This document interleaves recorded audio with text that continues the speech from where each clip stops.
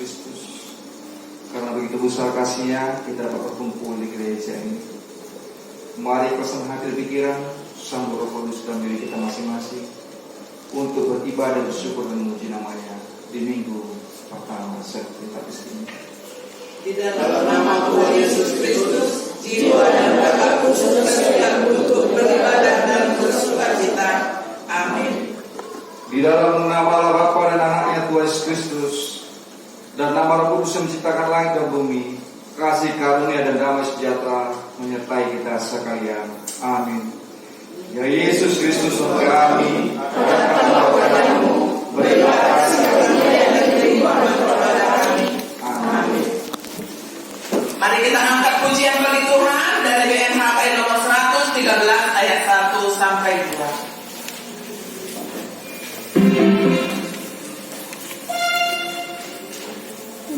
Adik cantiknya. Tuhan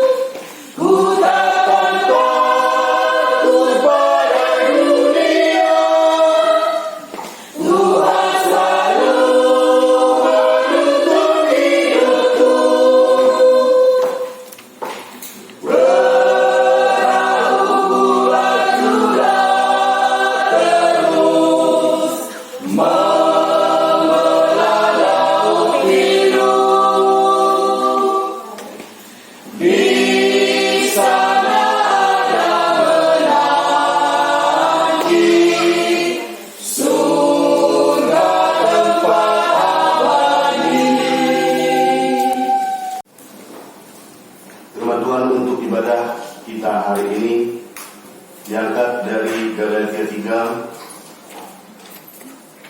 3 diawali dari ayat 23 dan diakhiri ayat 29. Bapak Ibu mudah-mudi yang dikasihi Tuhan, mari kita bacakan secara responsorial. Kami akan membacakan ayat yang pertama, ayat 23, 24. Bapak Ibu dengan mudah-mudi demikian selanjutnya. Demikian firman Tuhan. Sebelum iman itu datang, kita berada di bawah pengawalan hukum Taurat dan dikurung sampai iman itu telah dinyatakan. Jadi hukum Taurat adalah penuntut bagi kita sampai Kristus datang, supaya kita dibenarkan karena iman. Sekarang iman itu telah datang. Karena itu kita tidak berada lagi di bawah pengawasan penuntun. Sebab kamu semua adalah anak-anak Allah karena iman dalam Yesus Kristus. Karena kamu semua yang dibaptis dalam Kristus telah mengenakan Kristus. Dalam hal ini tidak ada orang Yahudi atau orang Yunani, tidak ada hamba atau orang merdeka, tidak ada laki-laki atau perempuan, karena kamu semua adalah satu di dalam Kristus Yesus. Dan jikalau kamu adalah milik Kristus, maka kamu juga adalah keturunan Abraham dan berhak menerima janji Allah. Demikian firman Tuhan, jadikan firman-Mu menjadi nyata.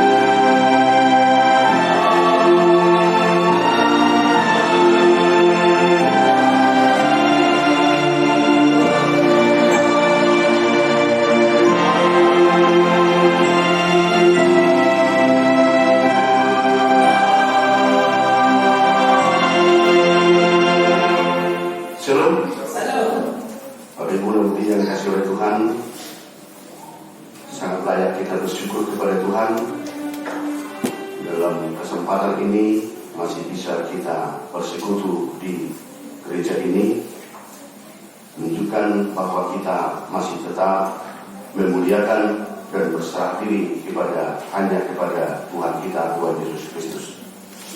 Tema ibadah kita pada minggu ini menjadi anak-anak Allah karena iman dalam Yesus Kristus.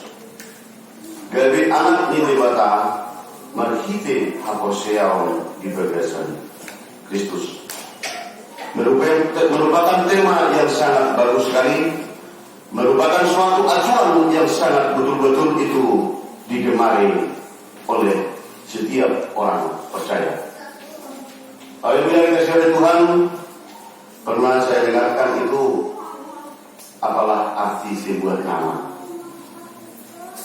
Kata-kata ini di sebagian orang dinyatakan benar, sebagian orang mengatakan bahwa nama itu merupakan sebuah hal yang sangat penting. Nama sangat mempengaruhi. Coba kita ingat sebentar Bapak Ibu ke kampung halaman kita. Di situ kalau tidak salah banyak nama-nama yang sering dikenal orang. Contoh, saya pernah mendengarkan itu julukan seorang bapak-bapak dikatakan jadi Pak SB. Jadi pertanyaan demi pertanyaan, apa SB?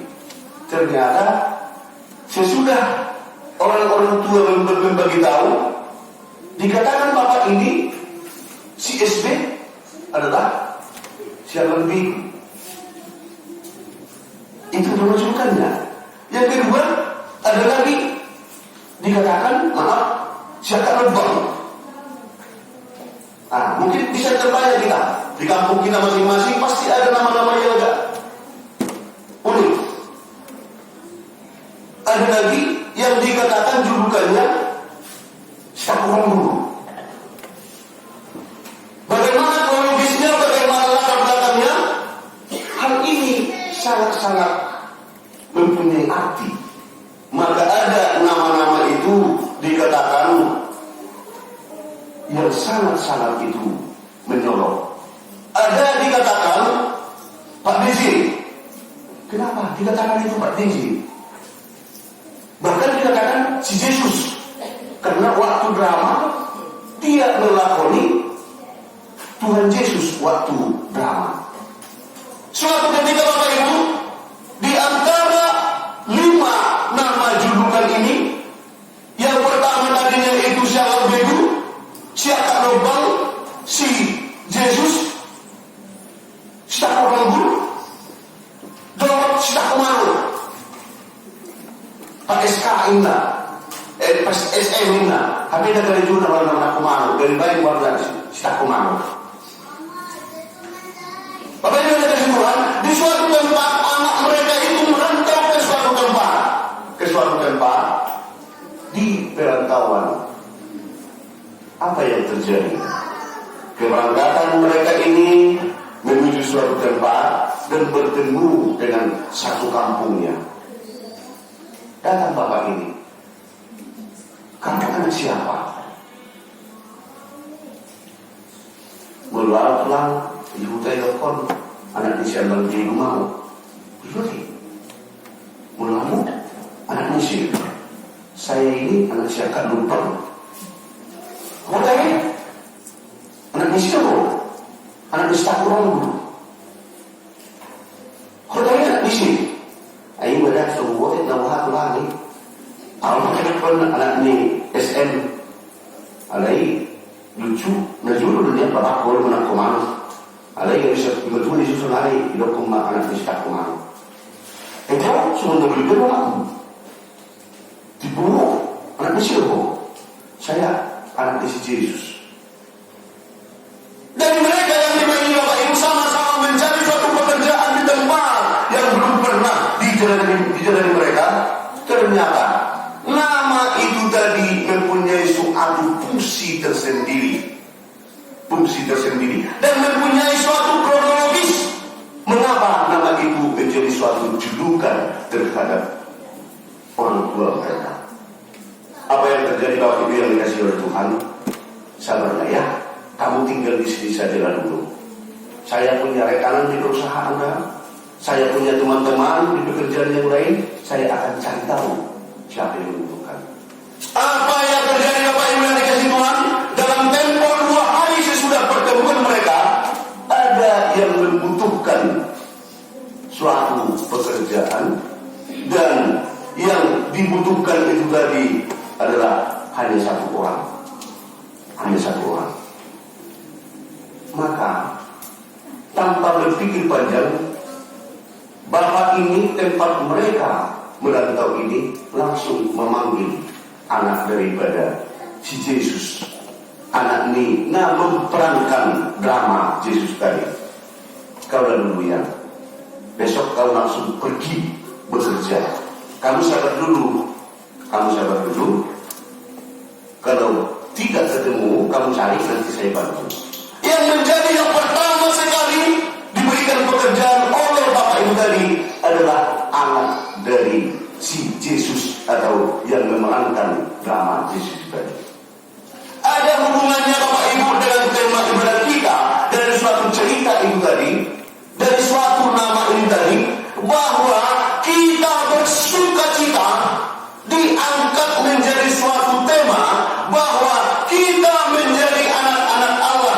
karena iman dalam Yesus Kristus.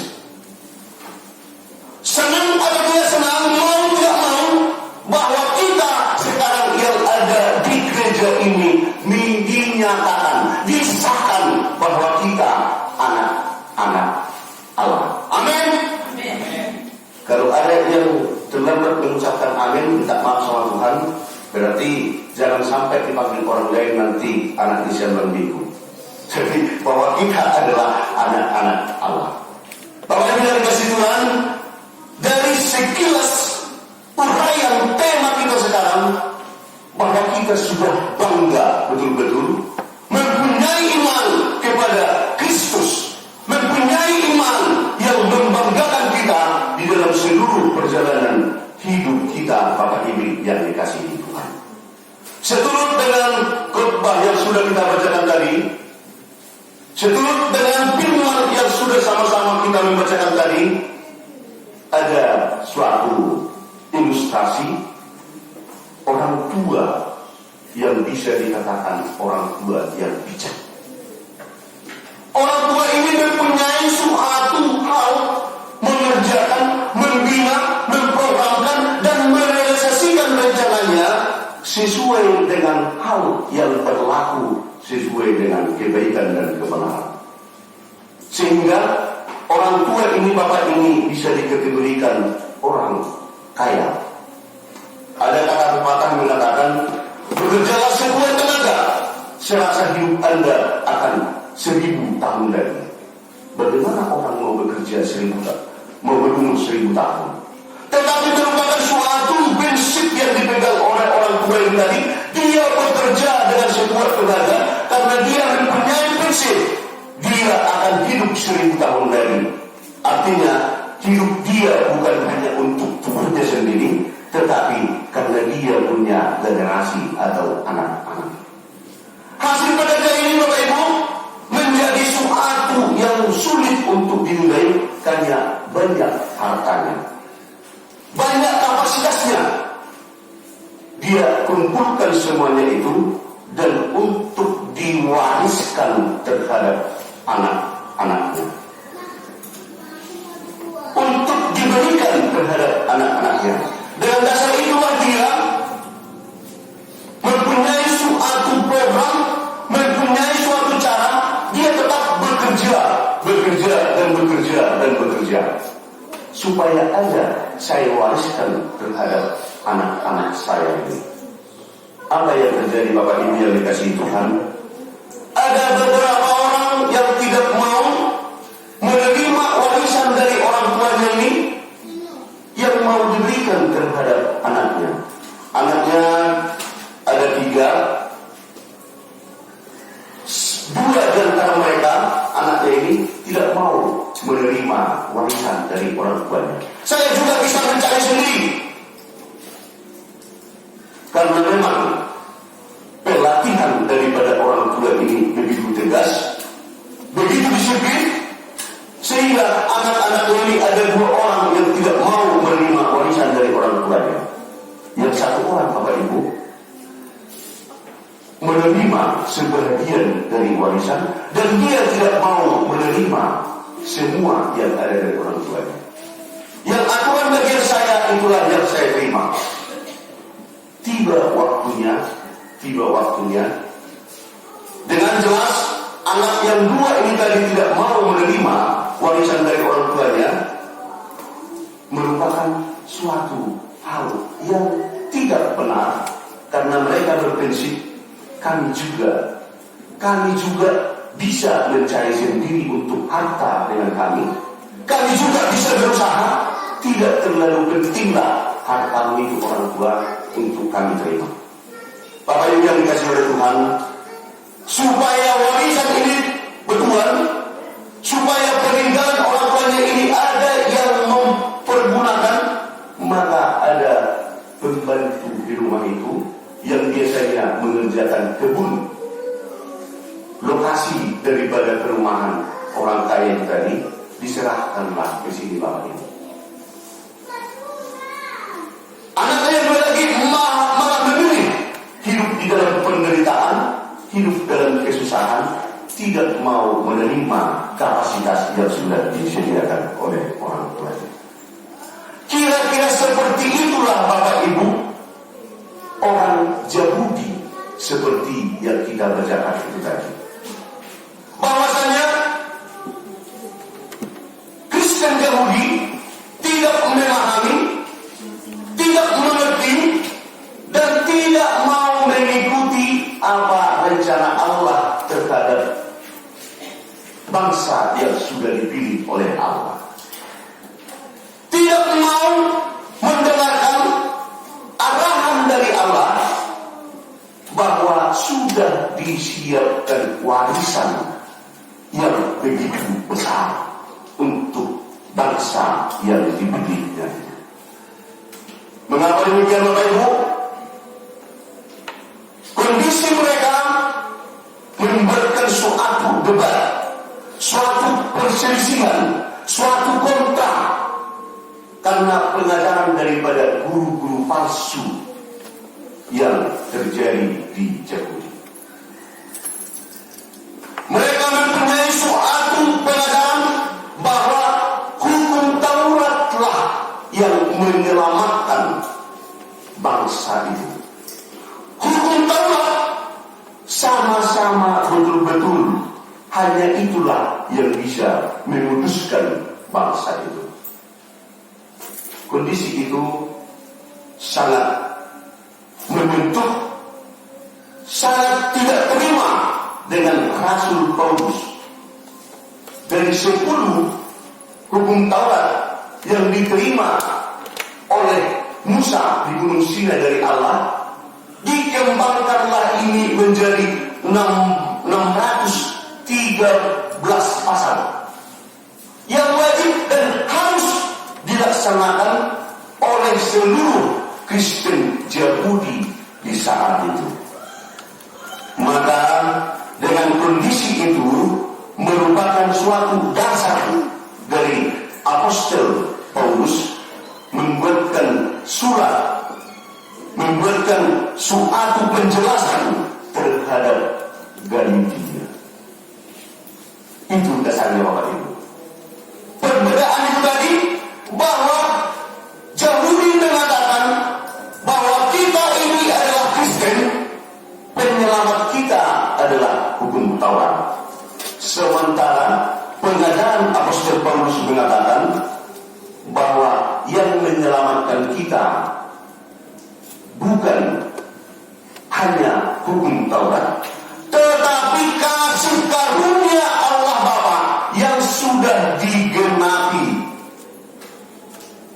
melalui kedatangan Tuhan Yesus Kristus. Bukan hukum Taurat yang menyelamatkan manusia itu kalau percaya ataupun menjadi orang Kristen, tetapi kasih karunia Allah yang menyelamatkan kita. Melalui apa? Seperti yang kita baca tadi, sebelum iman itu datang, kita berada di bawah penawaran hukum Taurat dan dikurung sampai iman itu telah dinyatakan. Berarti yang dimaksud dengan sebelum iman itu datang, berarti iman yang dimaksud di sini adalah Yesus Kristus. Di sini kontra atau perbedaan ajaran Kristen Yahudi dengan non-Yahudi yang menjadi Kristen.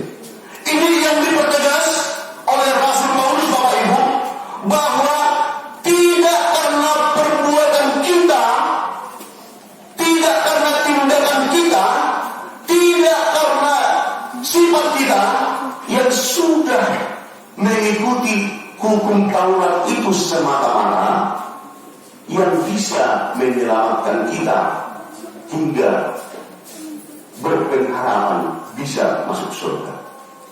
Tetapi bahwa hukum Taurat itu telah digenapi melalui kedatangan Tuhan Yesus Kristus.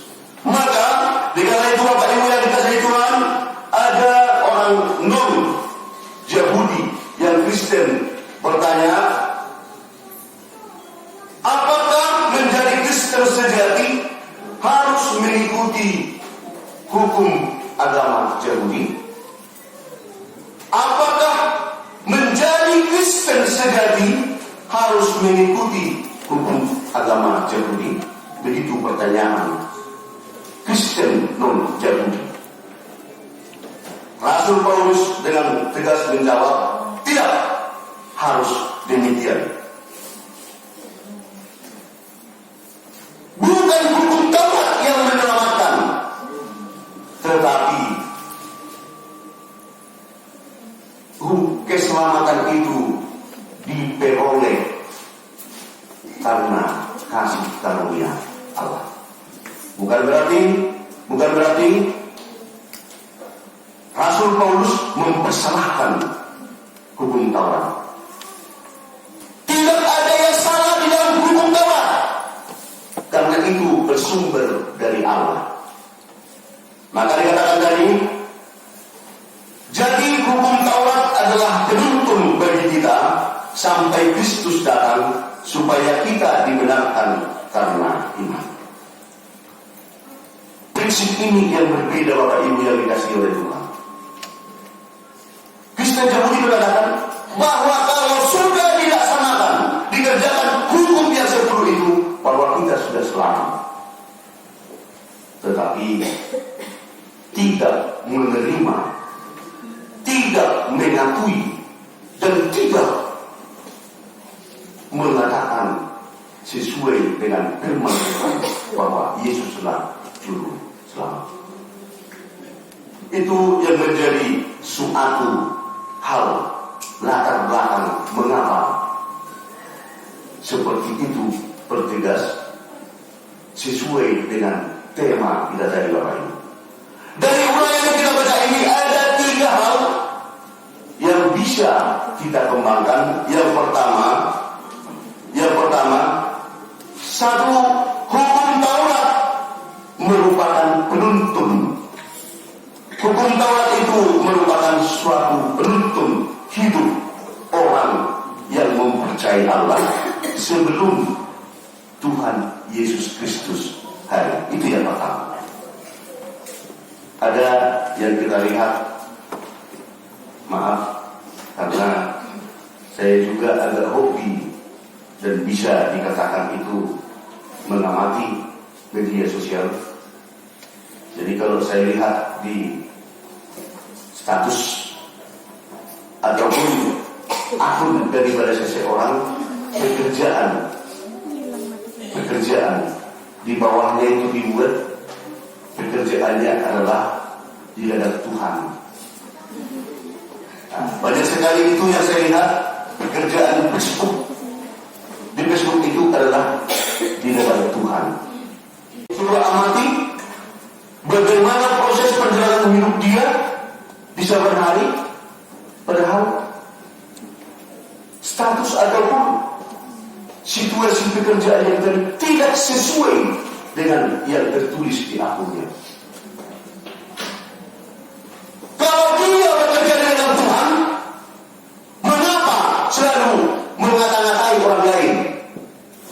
Kalau dia bekerja dengan Tuhan, mengapa selalu membohongi orang lain? Di situ Bapak Ibu merupakan suatu yang dikatakan bahwa dari firman saat ini kita betul-betul dibenarkan, diangkat kondisi yang sangat berat sekali karena kita menjadi anak-anak Tuhan. Mengapa kita silakan? Karena banyak orang sekarang yang mengatakan hanya percaya kepada Yesus sudah saya pasti selamat. Percaya kepada Yesus saya sudah masuk surga. Jadi sama-sama kuat. Karena firman ini mengatakan percaya kepada Yesus Kristus. Dari sini mengatakan menjalankan hukum Taurat. Bisakah kita berpendapat bahwa kita begitu yakin dengan Yesus yang menyelamatkan kita, tetapi saban hari kita mengerjakan, menjalani hidup hidup kita tidak sesuai dengan yang dilarang di dalam hukum Taurat. Secara pribadi saya mengatakan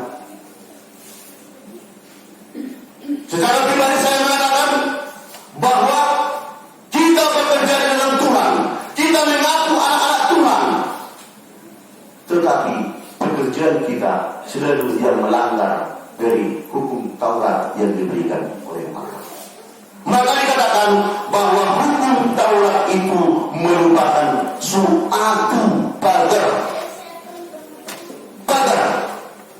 yang mengawasi kita supaya berjalan hidup di dalam kenyamanan yang percaya kepada Allah. Yang kedua, Bapak Ibu yang dikasihi oleh Tuhan, karena kasih karunia kita dapat pembenaran. Karena kasih karunia Allah,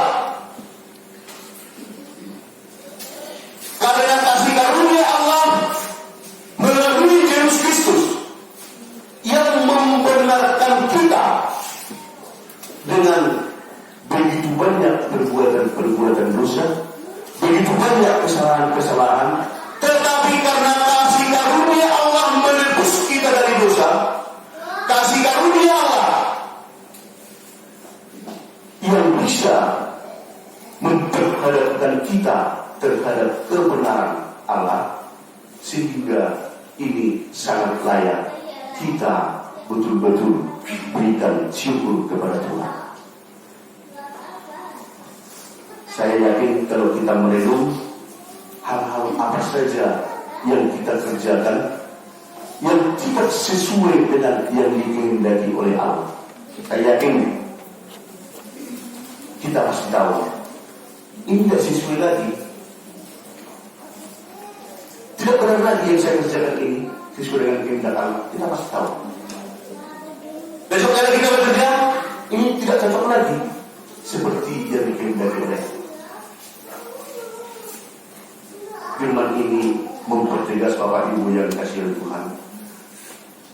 Kasih karunia Allah yang menyelamatkan kita, membenarkan kita, bahkan membuatkan suatu kenyamanan di dalam perjalanan hidup kita, bahkan bisa berpengharapan yang teguh bahwa kita menjadi pewaris di surga yang telah disediakan oleh Allah. Yang ketiga, Bapak Ibu, setiap orang percaya satu di dalam nama Tuhan Yesus Kristus. Ternyata seperti yang sudah kita bacakan tadi, ternyata tidak ada yang membedakan laki-laki dan perempuan di hadapan Yesus. Tidak ada yang membedakan yang ganteng dengan yang kurang ganteng di hadapan Allah. Tidak ada yang membedakan yang kaya dengan yang miskin di hadapan Allah. Bahwa firman ini mempertegas kita sama di hadapan Allah. Semua sama di hadapan Allah.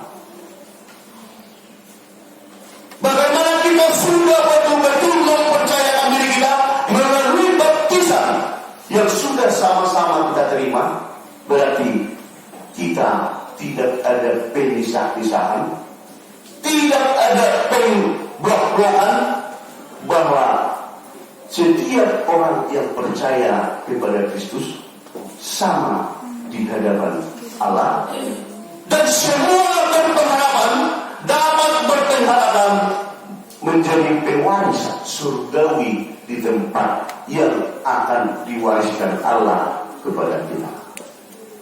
Sangat enak, sangat nikmat. Janji daripada khotbah ini, pemugaran daripada pemikiran kita yang begitu banyak itu problem, pemugaran daripada hati kita yang kadangkala diisi oleh kemelut. Khotbah ini mempertegas bahwa kita ternyata menjadi anak Allah yang mempunyai hak mewarisi apa yang disediakan oleh Allah.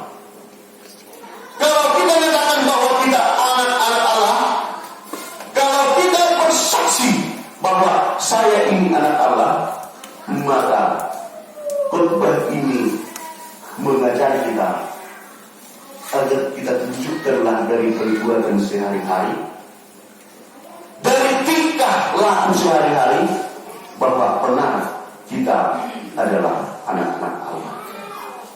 Berusaha untuk membawa kedamaian, berusaha untuk membawa kondisi kenyamanan.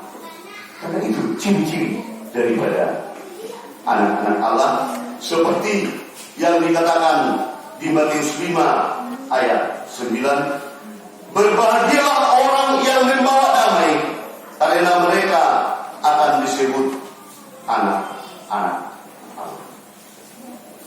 Tidak lucu Bapak Ibu, seperti yang saya lihat tadi, bekerja di dalam Tuhan, padahal status hari lepas hari dibuatkan di situ, maaf, kata-kata yang dari kebun binatang, padahal bekerja di dalam Tuhan. Besoknya lagi ada lagi status yang ditulis sendiri yang datang dari bermacam-macam. Firman ini mengatakan Bapak Ibu bahwa kita anak-anak Allah, mari membuktikan dengan perbuatan, pembicaraan, tingkah, rencana, dan program, dan dalam seluruh perjalanan hidup kita buktikan bahwa kita benar-benar anak Allah, bahwa kita benar-benar mempunyai pengharapan dari Allah, berarti membuatkan suatu kedamaian terhadap sesama kita, karena itu yang dikehendaki oleh Allah. Selanjutnya di Roma 8 ayat 14, semua orang yang dipimpin Roh Allah adalah anak Allah. Bapak Ibu yang dikasihi Tuhan, minggu-minggu kemarin sudah dibicarakan di dalam hidup kita bahwa kita pasti mempunyai roh di dalam hidup kita. Kalau seseorang meninggal, badannya yang mati, keyakinan saya mengatakan bahwa rohnya ada yang masih hidup. Roh kita diapit oleh roh jahat dan roh kudus. Tergantung dengan kita, Bapak Ibu. Kalau kita mengaku adalah anak Allah, mari buka ruang roh Allah hadir di dalam diri kita. Maka kita dikatakan anak Allah. Jika dalam diri kita atau kita bersaksi bahwa saya ini anak iblis, maka berikan ruang yang sebesar-besarnya roh iblis hadir di dalam diri kita. Saya yakin Bapak Ibu yang Tuhan seluruhnya kita yang mendengarkan khotbah ini memilih bahwa kita adalah anak-anak Allah, maka mari kita buktikan roh Allah yang bekerja di dalam pergelaran, pergumulan, dan perjuangan hidup kita untuk hari ini, besok, dan selanjutnya. Sekiranya sekarang bisa kita langsung merenungkan, mengatakan ternyata benar saya ini anak Allah. Pekerjaan, tindakan, kekeliruan yang saya lenyapkan, yang saya kerjakan selama ini, dalam nama Yesus saya tinggalkanlah itu. Maka mulai sekarang saya tetap mengaku diri saya anak Allah dan akan mengerjakan sesuai yang dikehendaki Allah. Semoga Tuhan Yesus memberkati, dan semoga kita bisa bertanggungjawabkan bahwa kita ini adalah anak-anak Allah yang setia, yang sudah dan akan diselamatkan Tuhan Yesus Kristus.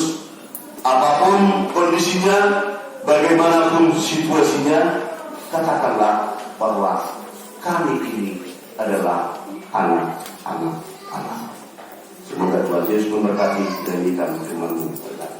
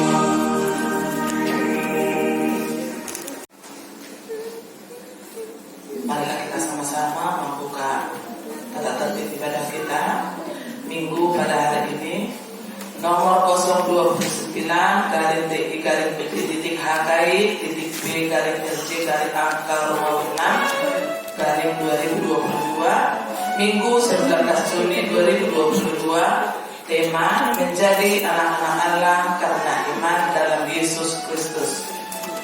Selanjutnya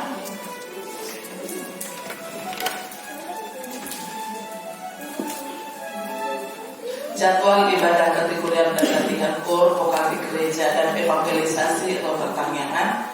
Yang pertama, evangelisasi pertaniangan dilaksanakan Rabu pukul 19.30 sampai dengan selesai.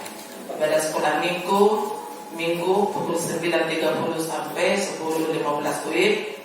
PPR hari Jumat pukul 17 sampai 18 WIB. RPNB Sabtu pukul 18.30 sampai 19.30 WIB.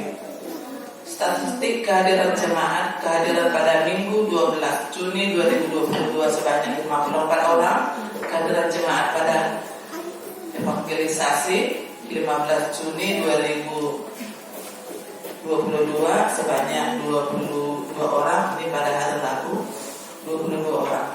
Titik pengumuman yang pertama, ibadah Minggu sesuai pengamatan mengikuti kondisi penularan COVID-19 yang sudah melandai dan sesuai informasi dari BMKG ada varian baru. Dengan mengikuti peraturan pemerintah dan pimpinan HKI serta pihak-pihak terkait, kita dihimbau menempatkan ibadah kegerejawi tetap menjadi kebutuhan pendalaman iman. Diharapkan kita tetap mengikuti prokes atau protokol kesehatan. Evangelisasi atau ibadah keluarga Rabu 22 Juni 2022 kita akan laksanakan ibadah evangelisasi di rumah keluarga Sianturi Boru Siburian, alamat di Perum Mobil Blok GK nomor 12B, masuk pukul 19.30 WIB. B. Jadwal ibadah keluarga atau evangelisasi. Sehubungan jadwal ibadah keluarga belum ditetapkan hingga akhir tahun, maka kalau ada jemaat yang meminta waktu sesuai kebutuhan dan kepentingannya di setiap hari Rabu agar terkoordinasi dengan pimpinan jemaat. 3. Sarana dan prasarana pelayanan HKI penerangan. Pimpinan resort, pendeta, pimpinan dan unsur pimpinan jemaat majelis HKI penerangan menyampaikan terima kasih banyak terhadap seluruh jemaat dan simpatisan yang tetap setia beribadah di rumah dan di gereja, serta yang dapat berbagi kasih syukur kepada Tuhan, dapat memberi persembahan bulanan dan janji iman kepada Tuhan melalui gereja HKI penerangan. Doa kita, Tuhan melipat gandakan berkat seluruh keluarga. 4. Gerakan 10.000 per jiwa.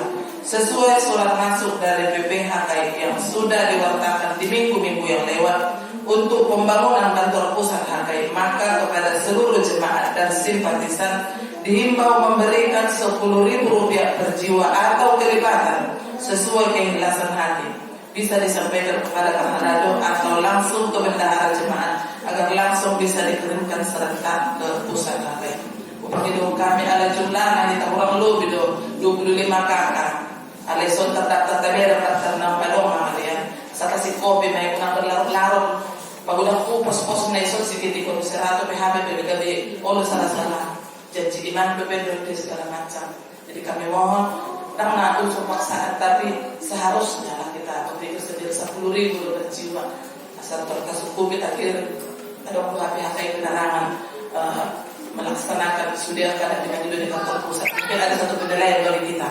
Nah, selanjutnya pelagaian pendeta hari ini Minggu 19 Juni 2022 Inang Pendeta CN Kultum STH melayani di HKI Muara Budian.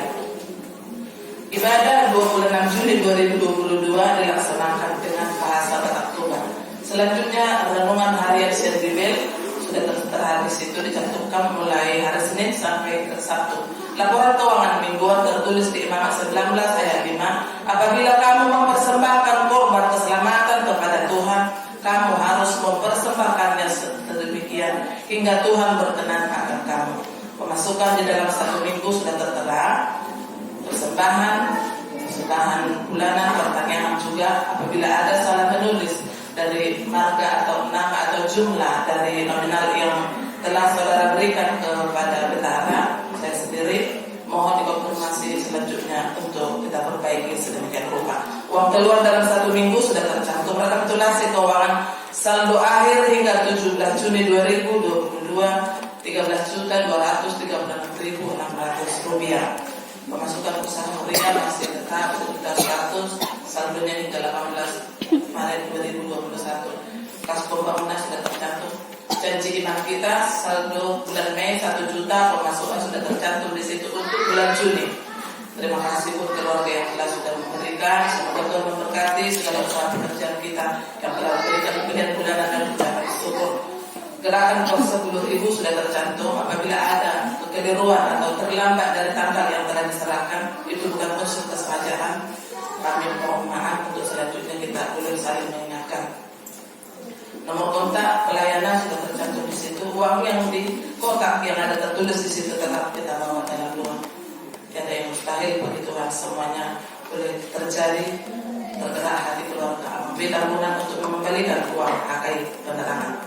Tahun sarana dan prasarana HKI tertulis di 1 Yohanes 5 ayat 10. Barang siapa percaya kepada Anak Allah, ia mempunyai kesaksian itu di dalam dirinya. Barang siapa tidak percaya kepada Allah, ia membuat dia menjadi berdusta karena tidak percaya akan kesaksian yang diberikan Allah tentang anaknya.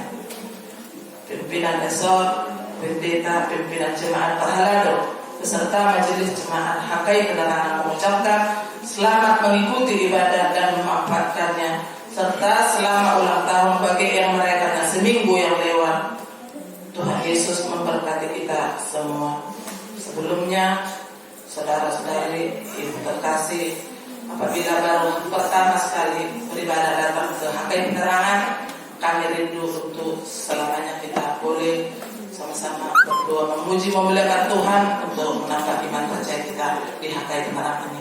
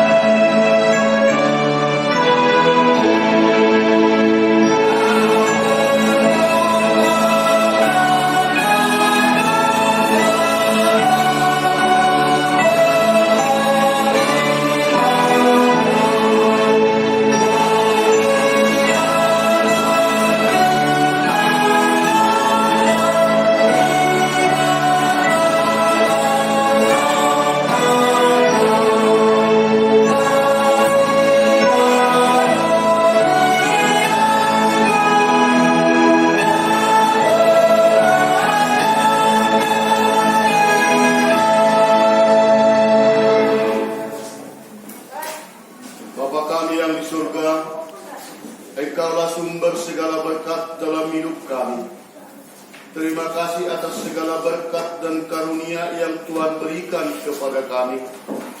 Kami mempersembahkan hidup kami dan berkat yang kami terima kepadamu. Terimalah ini menjadi persembahan yang harum di hadapanmu. Berkatilah persembahan ini dan ajarlah kami mempergunakannya menyatakan kerajaan-Mu di tengah-tengah gereja-Mu dan untuk dunia ini. Bukalah hati dan pikiran kami agar senantiasa bersuka cita untuk memberikan persembahan kudus demi kemuliaan nama-Mu. Amin. Mari kita sama-sama berdoa Bapa kami. Bapa kami di surga, dikuduskanlah namamu, datanglah kerajaanmu, jadilah kehendak-Mu di bumi seperti di surga. Berilah kami pada hari ini makanan kami yang secukupnya, dan ampunilah kami akan kesalahan kami, seperti kami mengampuni orang yang bersalah kepada kami. Dan janganlah membawa kami dalam pencobaan, tetapi lepaskanlah kami dari yang jahat. Karena Engkau yang punya kerajaan dan kuasa dan kemuliaan sampai selama-lamanya. Amin. Agar kita pulang membawa damai ke rumah kita masing-masing, mari kita terima berkat dari Tuhan. Tuhan memberkati kita dan melindungi kita. Tuhan menyinari kita dengan wajah-Nya dan memberi kita kasih karunia. Tuhan menghadapkan wajah-Nya kepada kita dan memberi kita damai sejahtera. Amin.